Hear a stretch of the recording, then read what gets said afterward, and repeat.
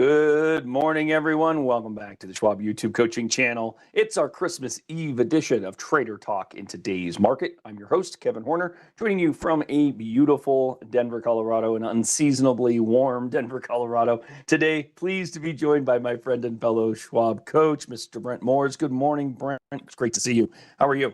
I'm doing good. Yeah, I'll echo the unseasonably warm thing. I stepped outside this morning. You know, I'm in Mountain Time Zone, 7:30. Around 7 o'clock, I stepped outside, and this shirt I'm wearing right now. You shouldn't be able to do that in December very well and not be cold. No, it was pleasant. So anyway, it's good to be with you. It doesn't feel that the weather doesn't give me the Christmas feel, but Merry Christmas, everybody.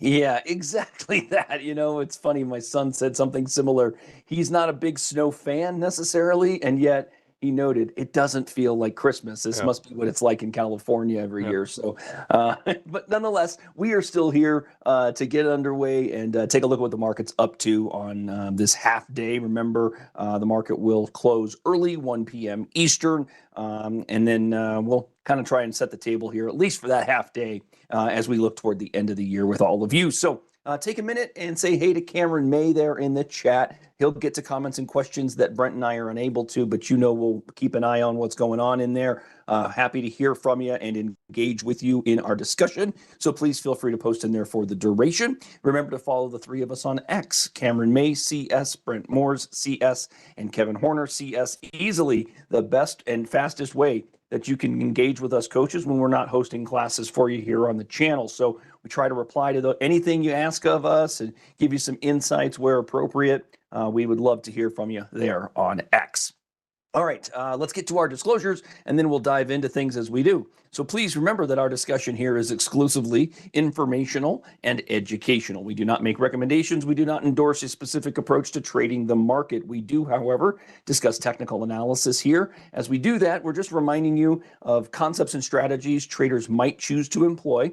Do your own due diligence in your process. Build a plan that makes sense for how you want to approach and trade the market. Now, here in this class, we do follow a pretty standardized agenda. We work through top-down methods. So we start with our broadest indices. We'll hit up the SPX, the NDX, that is the NASDAQ 100, the Russell 2000, of course, probably looking at semis as well, the semiconductor space, and then expand into sectors and industry groups as we continue to get a feel for where we have some strong trends, hopefully kind of opening some eyes to areas of the market maybe we hadn't previously considered, but we'll try to touch on as many as we can for you here today. We're going to lead, as we always do, though, with the S&P 500. And the first question we've got, I think, Brent, is a perfectly appropriate one, and that's just about the definition of maybe what we would term a successful Santa Claus rally. I think it was Jay who asked about this. You know, what kind of a market move to the upside would we have to call this a justified Santa Claus rally? I have my thoughts, but I'd love to hear yours, Brent.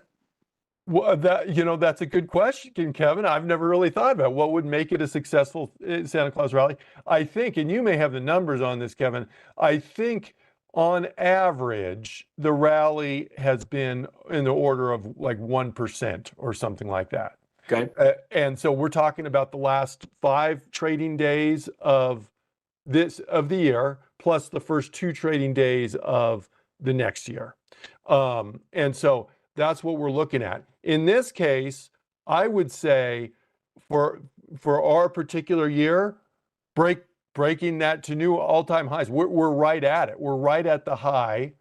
And potential resistance, I would say, I'm not going to talk about a percentage. I'm going to say breaking above that white line that you drew so nicely on the chart there, as I would call that a successful Santa Claus rally, Kevin. You know what, Brent? Honestly, I was hoping to kind of go back and forth and get some opposing views, but that's exactly what I was going to say as well. Was I would be less concerned about a specific return and more interested in a visual. Do we get this big, beautiful candle that looks kind of like this one we got yesterday, only that it's through the white line and looks like a legitimate breakout to the upside? That would be the big thing for me here. Can we get that on a shortened day today, and then possibly for continuation on Friday? Yeah, and ultimately, it doesn't matter. I mean, if we have a successful Santa Claus rally or not, we still Mhm. have uh, a pretty strong market all in all. We've had a good year. We've had a strong year. I don't recall exactly what the percentage we're up this year has Oh, been. let's just But add. We're going to talk a little bit about that, but I'll yeah, add that in. You're right, 17% at this moment, sir. okay. So, and I have stats for past years too. We can get to either now or later, Kevin. Um, but 17%, that's above our historic averages on the S&P 500. It's coming in line after we've had 3 successful years in a row now. I mean, assuming we Yep. don't drop 50% over the next few days here or something like that. But we've had 3 successful years in a row. And hey, we got 2026. I'm optimistic about 2026, Kevin. Sure. We got a year ahead. And so even if we do not get the successful Santa Claus rally, even if we don't break our resistance at this point, I think it's still going to be a good 2026. Well, I'll tell you, the takeaway for me is the third consecutive big year. You're absolutely right. A Yep. 25% year in 23, another one in 24, and then a Yep. 17 thus far in 25. Those are fantastic, consistent returns. Brent, we probably shouldn't expect that level of return going forward. And I've mentioned this in the past. It's really hard when we're having exceptional annual returns over windows as long as 3 years, for example, to fall back into what we know is more consistent, which is a 7% on average return over an extreme long window of time, Brent. It's really hard to be reminded of that when we've had such fantastic returns recently. No doubt. Now, let me go back to 2020. About an Yes. 18%, I'm talking S&P 500 here. In 2020, about an 18% return for the year. Okay. 2021, about a 29% year-end return. 2022, down year, lost about 18% in 2022. Yep. 2023, 25, about 25, 2024, about 25, and this year, what do we say, about 17? Yep. So obviously we had one kind of stinker year, 2022, but uh, of the last, how many years is that? 6 years, five of the six, close to 20% returns. Yeah, that you kind of go, well, that's it's likely not to keep it up necessarily, but who knows? I mean, if you asked me this at this time last year, I would have said, hey, for the last 5 years, Kevin, we've been about 20% returns. It's probably going to be not as good a year. Well, look at what we had. We've had a really good year. So I can't predict the market. And so, we'll just see. Look at that. And let me look at the 10-year on the that you have on the chart there, Kevin. I mean, what are you going to say? It's as clean and a lower left to upper right as you're going to find. Yes, there are pullbacks, good pullbacks too. Obviously, the big COVID drop was not small. We were down 30% in 22, like you called out, and yet the long range trend is in play. And again, we're not predicting what might come in 2026. We're just suggesting perhaps let's not expect 20% SPX returns. That might be a Yes. little easier way of thinking about it. That's Yeah, all. and let me add one more element to this. Let's talk Please. about market valuation on these. So I looked up PE ratios for the S&P Okay. 500 in that same time frame I just talked about. Okay. And I looked at different sources, and there's a little disparity in the sources. But so I'm going to give you a rough number. These aren't, can't promise these are the exact numbers, but this is ballpark figures here. Okay. 2020 PE ratio S&P 500 was about 40. Why so high? Why massively high? And well, that was COVID year, and corporate earnings just took a dive during that year. That's why we had such a high PE ratio that year, 2020, 40. 2021, a little bit more normal, down to 24. 2022, year-end PE ratio for the S&P 500, 2022. In 2023, about 25. In 2024, about 28, 29-ish. And right now, it's standing around 29-ish as well. So, I mean, that, from a historical measure, that's kind of high. That doesn't mean prices have to drop. If earnings, if corporate earnings have a strong year, then hey, that PE ratio can naturally kind of come down a little bit there, and we could still have decent price action there. So that's the concern, though. I think the underlying concern when we have had such a good year is the market valuations kind of get a little bit higher there. Mm-hmm.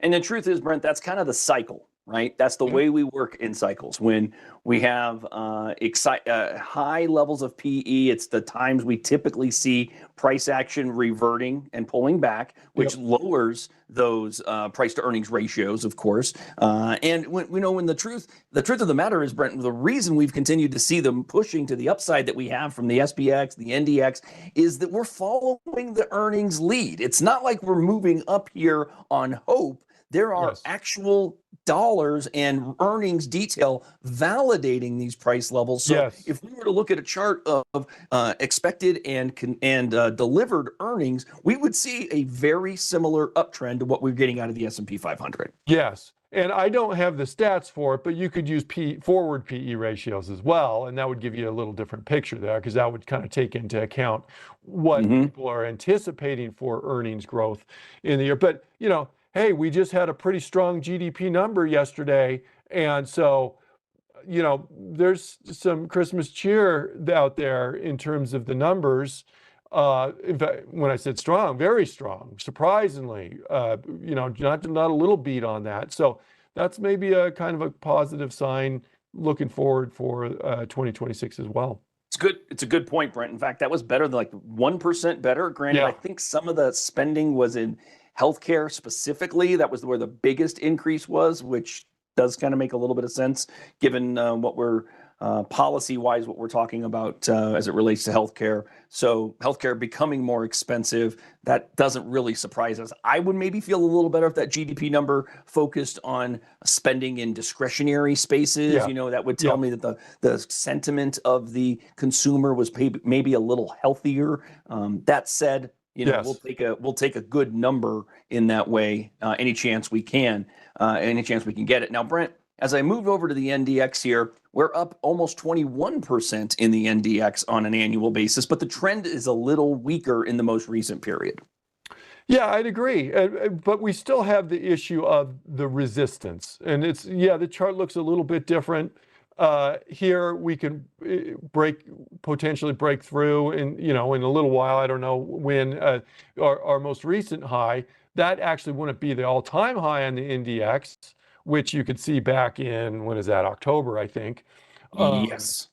And, but you can see, the chart looks a little bit different, but all in all, hey, look, you could pull up a longer term chart or whatever. It'd still give you that nice uptrend that we've seen. And I mean, look at that. I mean, that's, I don't know what to say other than that. So sometimes you do these bigger charts, it maybe gives you a little perspective on these pullbacks that we fret about, along the way. And 2022 was not a good year, and that was a significant pullback. But most of the other little pullbacks we've seen along the way just kind of blend in. It's like a Monet or something. You look at the you look up real close, you see the brush strokes, and you go, that's kind of weird. But you look back and it's beautiful. It's been a nice uptrend. It just kind of blends in most of those down ticks we've had.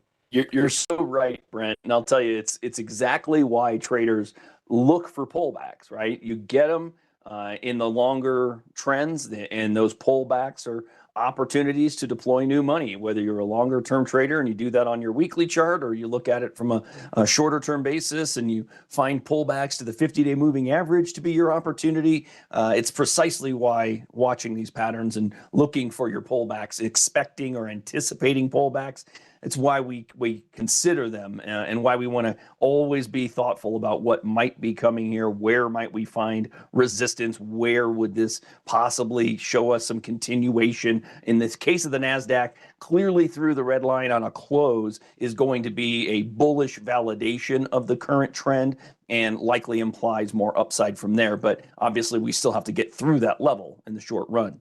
Now, before we move off into the small caps, I did want to bring back my return detail. I got a question yesterday regarding some of what's showing in the return information. And I just wanted to bring this to you, everyone, because I don't think, Brent, I don't believe these are native to the platform. And I think these have been scripted or created. Is that correct?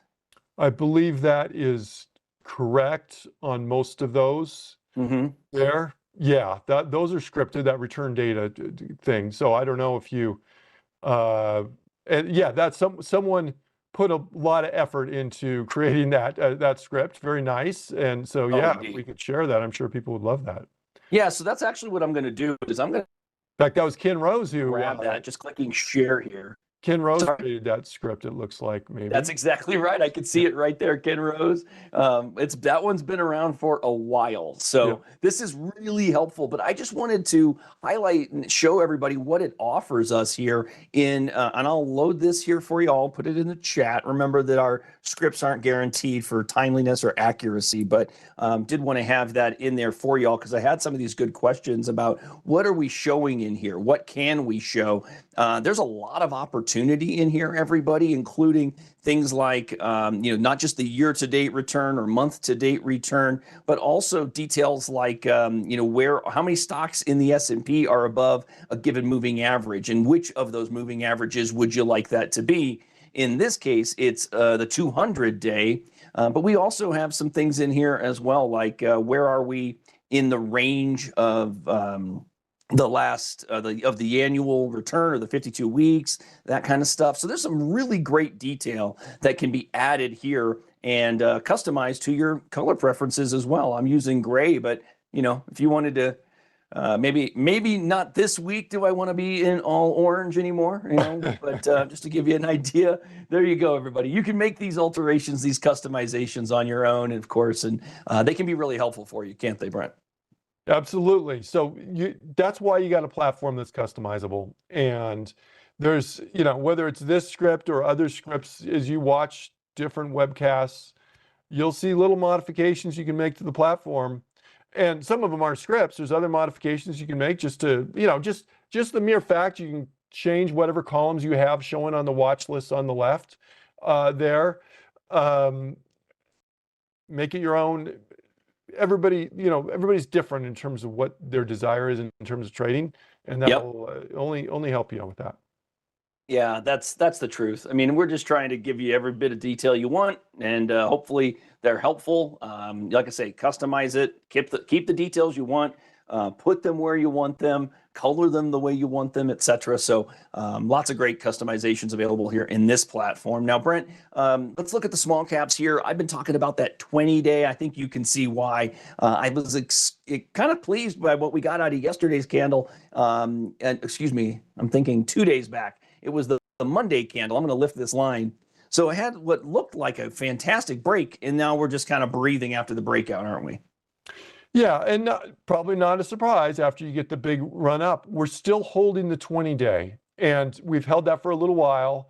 And so kind of similar thing of late, even though the small caps often don't perform kind of like in line with some of the larger caps, we've seen a strong move in small caps lately. And so I'd say in general, we've kind of gone into year end or going into year end with a fair amount of strength here on small caps.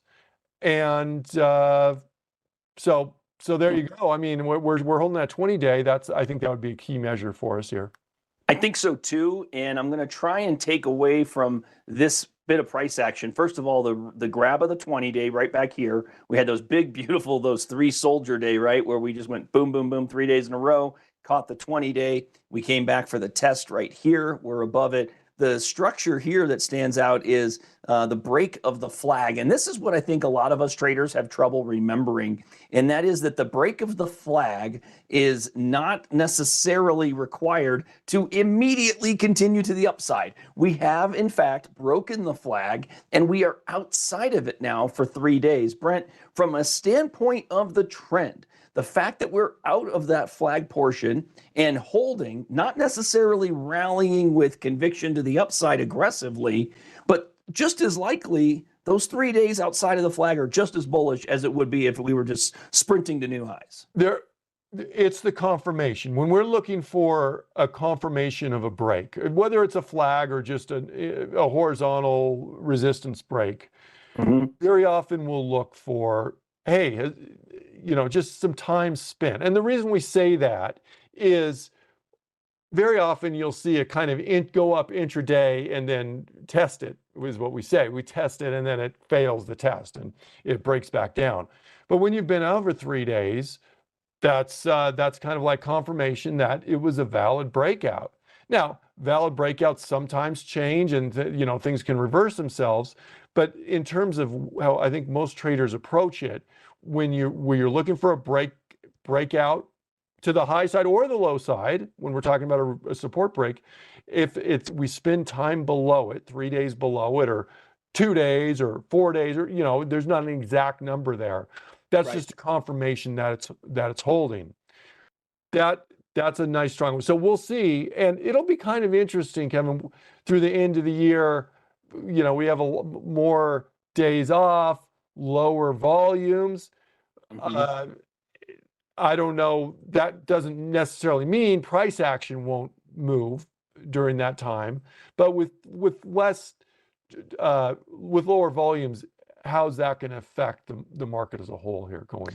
Yeah, the thing is, a lot of traders tend to think that lower volume implies that we can't move. The truth of the matter is, lower volume might give you bigger volatility because it doesn't require as much volume to actually move price if there's less participation in the way of volume. So just you can get bigger volatility, bigger swings as a result. That kind of goes, it's a little antithetical to what maybe is expected. But so yeah, 20-day moving average, probably the most important thing as it relates to the near term here on the Russell. A move under the 20 could easily bring us back to the 50. That would still be a good level of support, everyone.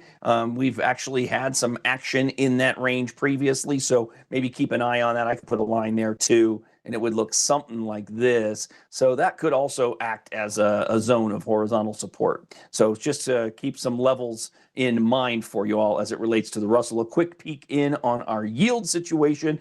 I continue to be astounded, Brent, at the consistency of 4.2. We rally into it and we fail. I like seeing the failure at 4.2 on yields because of what it implies for the Russell. Yes, for what it implies for the Russell, and there's other parts of the economy that probably would be best without higher interest rates. Obviously the housing market, I think, would be better with lower interest rates for most people. And it also would mean lower discount rates for when people are let me restate this. When people are valuing how much a stock is worth, one of the things they look at is the interest rate. And if you have lower interest rates, it tends to give you a higher valuation for those stocks. In other words, the stock market can justify higher valuations if interest rates are lower. That 4.2 has been kind of a key level. You marked it a long time ago. You've talked about it a while. We've talked about it in this webcast. And sure enough, at this point, it's held. We'll see going forward.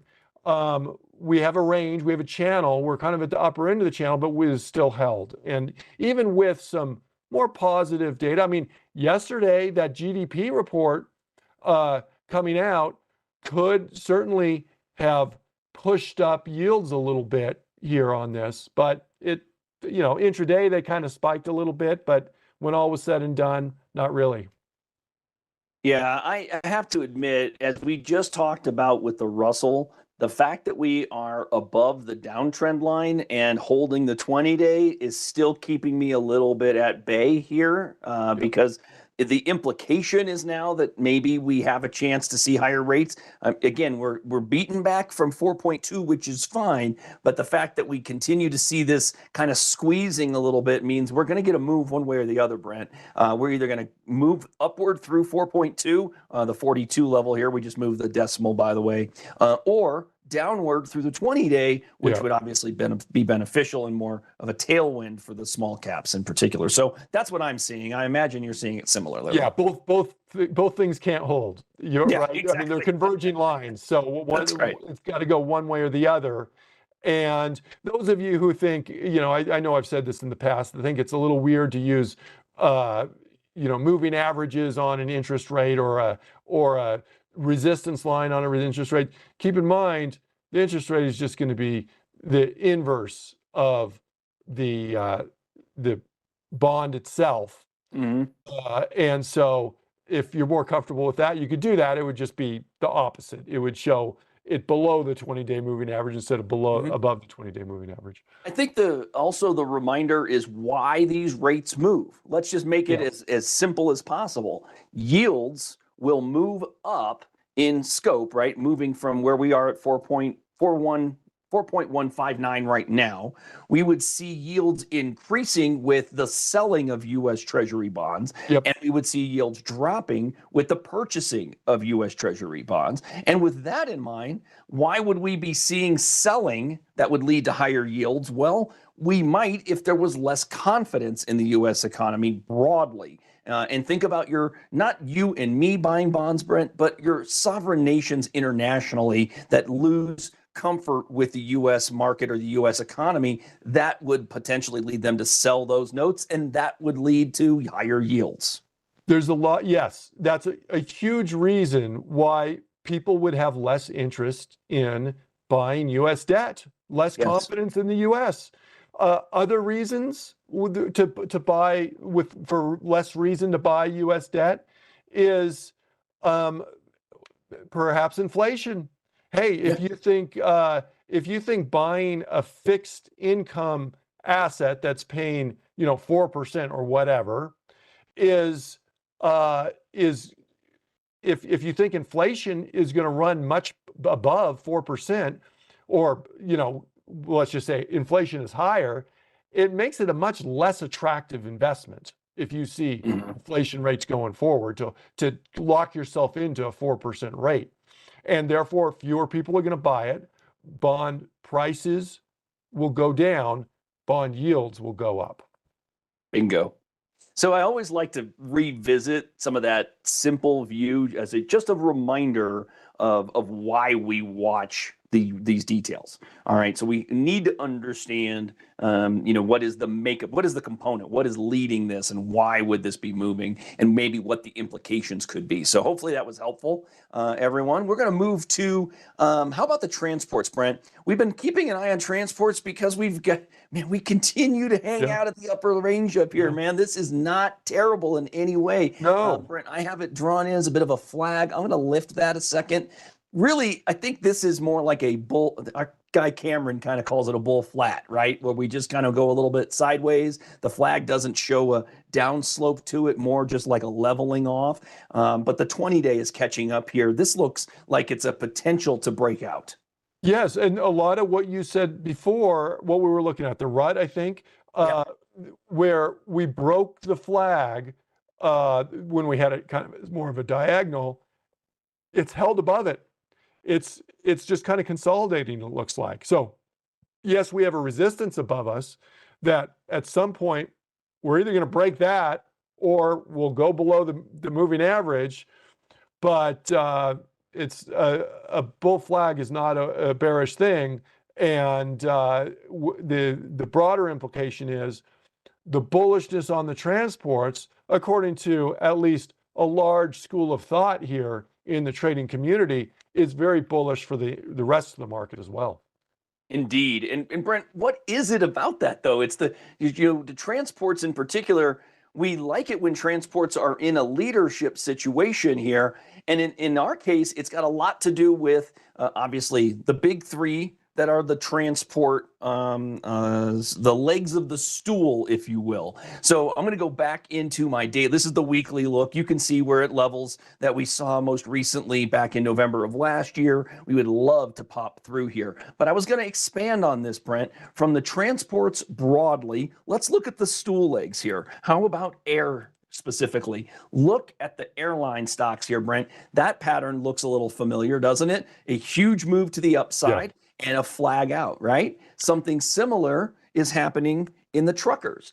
And so when we start talking about transports, the trucks move goods cross country. As we see goods moved cross country, that is an implication of health for our economy and the travel aspect as well, Brent. The same thing, right? If we are moving cross country in travel from one state to the next, then we are seeing a spend on business, right? Yeah. Because business travel is a good number to monitor, a good data piece to know. Because if business travel is up, well, then that means businesses are spending to send people across country. That's a good thing as well. That is a good thing as well. And if you throw in the leisure component of travel as well, people are more confident in the economy if they're willing to spend on leisure as well.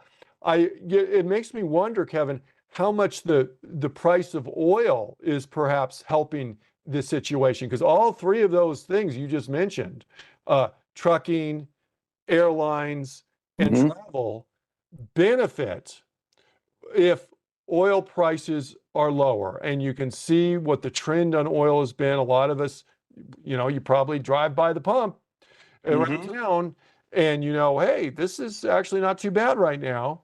And that can help all this out. But the broader implication of, those transports, the different facets of the transports are just, from one perspective at least, it's not everything, but it's a sign of overall economic strength and confidence.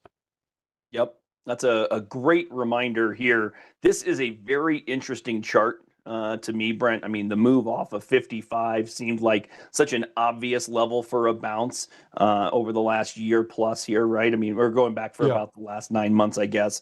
I do want to point out, we're looking at the future symbol here, everybody. Remember that futures, options trading, all of that involves substantial risk. You do need to be familiar with it and familiar with the disclosure statement as it relates to futures options. Make sure you're going through all your requisite steps if you want to learn more about trading futures. We even offer you a class here traditionally on Tuesdays with Ben Watson, where he looks into index options in particular and futures symbols as well. So know that there are some additional educational options here available on the channel for you, everyone. Okay, so you're absolutely right as it relates to oil there, Brent. Very intriguing look. Let's continue to hope that the 50-day provides resistance for us. An ability to maintain the oil in this low level will help us from that inflation standpoint moving forward as well. Yeah, and oil is certainly susceptible to geopolitical events. The Venezuela situation is probably helping to boost it of late the last few days. But keep an eye on the general trend there on this. Yeah, I agree. Yeah, we can't. That's the one thing. Oil's tricky because of those additional areas that we need to monitor, right? You mentioned geopolitical concerns and issues. It's obviously an issue of supply versus demand, and then we know that there are groups that can massage supply on their own decisions, right? On their own whims, if you will.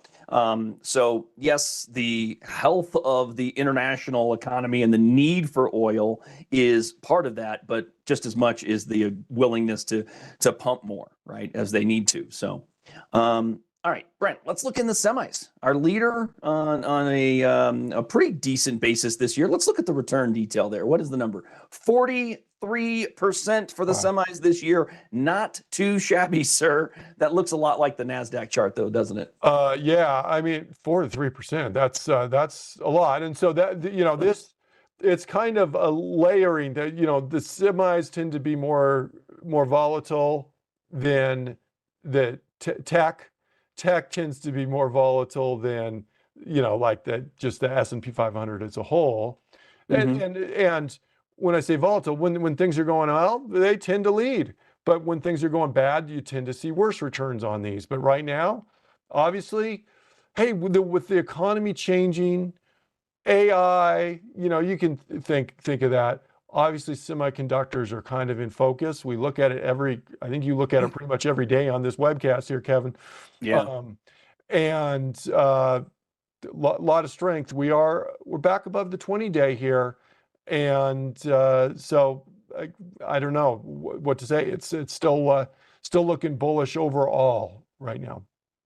Overall, looking good. 1 day below the 50-day, did not break the trend in the recent history here. So a Yeah. lot of traders probably monitoring the 50, maybe that horizontal ledge with my green line around 6,900 on the index.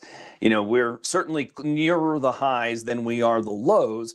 But if you're a trend trader, you're wanting to see that we hold on to the 50-day over here. It's been 4 days above it in a row. That's a good sign. You're getting a little bit into the confirmatory level on the price action bounce back over the 50 like this. So you're just going to want to see that it maintains most likely here. Under the 50-day, though, I could certainly understand, traders lightening up some positions as it relates to the stocks here, because that might imply opportunity to revisit those recent lows, and that might be a little bit uncomfortable point move. But overall, a lot of confidence, it seems, Kevin. In fact, you can see that reflected in the VIX, I think, there. Because look at the VIX. We're at the year low for the VIX. And so that you'd assume low VIX means less concern, less anxiety about the market right now. Now, there's a contrarian school of thought that would say, well, that's exactly the time to be worried about the market, I guess. But right now, in terms of market sentiment, not necessarily consumer sentiment, but market sentiment, they're probably somewhat related, but there is a difference there. It's actually pretty high given what we're seeing on the VIX. It is. Honestly, that's a brand new 52-week low just yesterday. Yeah. So we came close to it again today. That tells us that, the so-called fear gauge isn't showing a whole lot. Not a lot of positioning against gains as we head to the end of the year. That could be a little bit of a concern. It also could be a little bit of a heads up, just like you said. So we'll watch that, of course. What about, I was going to bring over the rotation chart here, looking for relative strength. So I thought I'd bring this in, and we look at the sectors of the market, Brent. And I'm trying to pinpoint where we've got laggers, and you can see our laggers are going to be these later ones here. I'll try and help you out with symbols, because these are my standard symbols, everybody. So, if I push this over a little bit, it's these over here on the left that I'm using. So I've incorporated or built it based on that. So they're in order here. Upper left is energy. Then we move on through. Here's materials and so forth. The reason that this is a helpful look, everyone, is that it's a gauge of relative strength versus the S&P 500. So you've got individual sectors that are either leading or lagging the S&P. The ones that are leading right here appear to be communications. As you can see, we're just a little bit off the high, but here the healthcare as well, also in a bit of a leading viewpoint. So I always like to bring this one up just as a reminder. There's a lot of ways to see this stuff, isn't there, Brent? I mean, whether it's a chart like this, or maybe it could be the market watch and the quotes page, and you're following based on relative strength over maybe a 21-day period, for example. There's a lot of good ways to go about it, but it's a reminder of what top-down approach to trading is all about. Yeah, I think it doesn't matter how you do it, but it's probably an important piece of information for traders is what sectors are doing well over different time frames. So on this chart, on this table you have right here, you have relative strength 5-day. So that five days, trading days in a week. So basically weeks returns. And then you have 21 days, RS21. That's basically a month's worth of trading there. Yep. So you can see kind of over time what's strong and what's not. And you may have different time horizons. For some people, looking at 5-day may seem a little bit too, I don't know, granular, I guess, a little bit too short term. But for someone who's more active in the market, that's maybe the perfect time frame, and go, hey, over the past week, we got IT doing great. We got financials doing great. We've got energy doing well, and utilities in the dumps, pretty poor and discretionary down near the bottom. That's kind of your rotation. And you can look, how has that changed from over the past month? You have this sorted right now by the last month. Yep. And so what you can see is, well, look, over the past month, actually, energy's been poor, but it's actually picking up right now. You can see that change. Maybe the color helps, maybe it doesn't. But you can certainly look at the numbers and say it hasn't been good, but actually in terms of recent strength, it's really been taking off. IT, same thing. Last month, Yeah. kind of middling, but over the past week, we're gaining a lot more strength in IT. Once you have that information, that for some traders, that's an approach to find, trading opportunities, fishing pools, so to speak, of where to find stocks of interest is I'm going to look at those that have upward momentum. Now, it doesn't mean that the momentum is going to continue in the future, Right. but it's the common approach that traders use. Yep. That's a great way of putting it, Brent.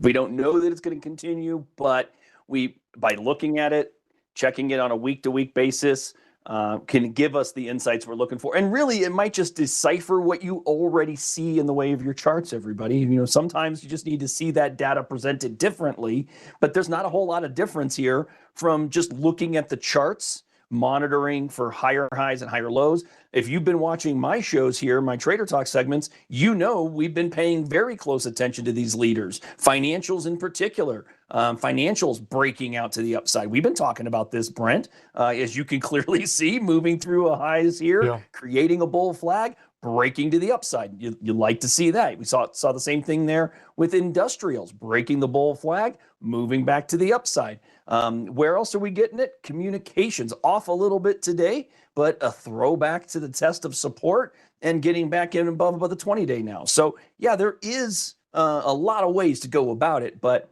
sometimes just by changing your view, it can open your eyes to something that you maybe hadn't previously considered. So I always find that to be very helpful, whether it's the charting itself or the relative strength detail as well. You're right. Yeah, Dragon Rider. I noticed that too. Your JP Morgans, your Goldman Sachs breakouts there have been notable. There's your JPM. Here's Goldman. These all look very similar in scope, Brent.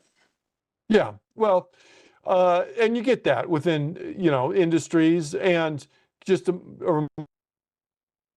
reminder, when we start talking about financials like that, they the big banks and whatnot, they kick off earnings season, which will be hitting up in about 3 weeks or so. There's no rest here, Brent. No, there isn't. I keep thinking, hey, it's year end, man. I'm ready to kick my heels up, lay back and relax a little bit. No, we've got a market that's going to keep doing what the market's going to keep doing. The thing that we've been watching on the financials, by the way, is the yield curve. So that's 10y/10y minus/2yy. And we've been talking about this because it's been kind of rangy of late. But really, Brent, we've been monitoring it because of that nice upslope to the trend line here. This has been working. I'm going to add another year to this.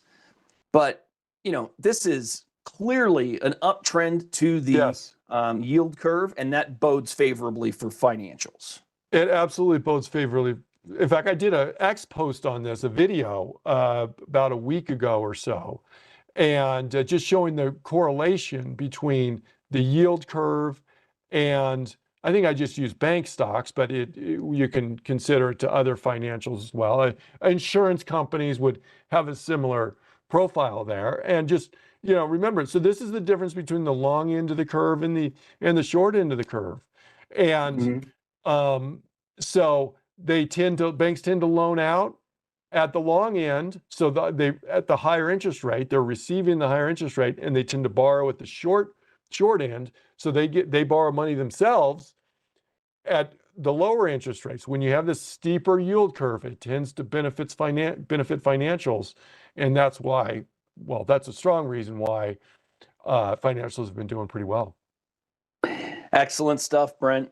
We got about a minute to go here. I just wanted to say that we've hosted this session on Wednesdays for the entire year, and it has been fantastic. I feel like having you in here each week, and obviously stepping in for me when I'm gone, I always appreciate you doing so. It's nice to have a comfortable fall back, and you do an excellent job. I so enjoy bringing you in here, and you share awesome tidbits and statistics. It's great. And I just have had a fantastic year hosting it with you. So thank you so much for being here. And let's pick it up again come January when we step back into this. I have a feeling it's going to be a very, very interesting year. It's interesting. Yes, interesting year. I think so. And Kevin, those are kind words. I appreciate you. This is, I think, just my favorite session of the week each week. And we don't have any plans to change it for 2026 at this point. So we'll see you next week. And although you're going to be out next week, I think, but Yeah. starting first week, Take it a little time. In 2026, we will be, you and I will be on again together. And I want to thank everybody, because you know what, Kevin, if it weren't for all the viewers out there, we wouldn't be here ourselves. So we're glad to for all you, and wish you all a Merry Christmas and a happy holiday and New Year season. Absolutely true, Brent. Thank you. Big thanks to Cam as well in the chat. Yep. Make sure you're following the three of us on X, everyone. I did share the grid with all of you, the sector rotation grid. Just scroll up in the chat. You'll find it. If you'd like to access that, you can add it to your own platform, of course. But we really do appreciate all of you joining so consistently, letting us know your thoughts. It really does help us continue to improve the show. So thank you for being here. Thanks for participating all year long. As Brent noted, I'm going to be out a little bit. I will be back for Monday's Trader Talk, and then I'm going to take a little bit of time at the end of the year here. But I am very excited for the way 2025 went. Looking forward to 2026 with all of you. So thanks for supporting what we do on the channel here. We greatly appreciate that support. It means a ton. We hope you all have a fantastic holiday season, and we look forward to reconvening with you all again real soon.